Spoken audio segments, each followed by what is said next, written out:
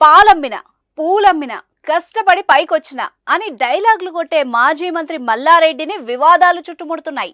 కాంగ్రెస్ అధికారంలోకి వచ్చాక మల్లారెడ్డిపై ఫిర్యాదులు వెల్లువెత్తుతున్నాయి.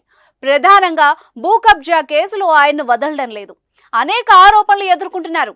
రేవంత్ సర్కార్ ప్రభుత్వం ప్రతిష్టాత్మకంగా తీసుకొచ్చిన ప్రజావాణిలో బాధితులు వరుస ఫిర్యాదులు చేస్తున్నారు. గజం కేవలం 23,000 రూపాయలతో 165 గజాల భూమి కేవలం 38 లక్షలు మాత్రమే. తాజాగా మల్లారెడ్డిపై మళ్లీ ఫిర్యాదు అందింది. తమ భూములు కాజేసేందుకు మల్లారెడ్డి బెదిరింపులకు పాల్పడుతున్నారని మేడ్చల్ జిల్లా కలెక్టరేట్ వద్ద కేశవరం భూ బాధితులు నిరసనకు దిగారు.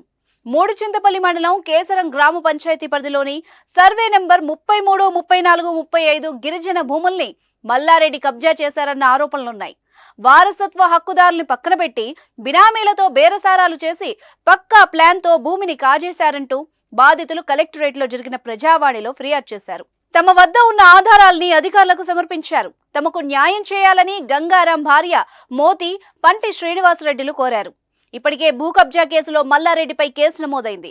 గంగారాం ఇచ్చిన ఫిర్యాదు మేరకు కేసు నమోదు చేశారు. గిరిజనులకు చెందిన భూమిని తమ పేరు మీద బలవంతంగా రాయించుకునేందుకు ప్రయత్నం చేశారన్న ఫిర్యాదుతో మల్లారెడ్డితో పాటు షామీర్పేట్ తహసీల్దార్పై పోలీసులు కేసు నమోదు చేశారు. మొత్తం 4 సెక్షన్ల కింద పోలీసులు కేసు నమోదు చేశారు. ఇతరుల భూమిని ఆక్రమించడమే కాకుండా వాటికి నకిలీ పత్రాలు సృష్టించి మంత్రి తమ ల్యాండ్లోకి తమనే అడుగు పెట్టనివ్వకుండా అడ్డుకుంటున్నారని మల్లారెడ్డిపై ఆరోపణలున్నాయి. మరి మల్లారెడ్డిపై అధికారులు ఎలాంటి చర్యలు తీసుకుంటారో, ఈ కేసు ఎలా మలుపులు తిరుగుతుందో చూడాలి.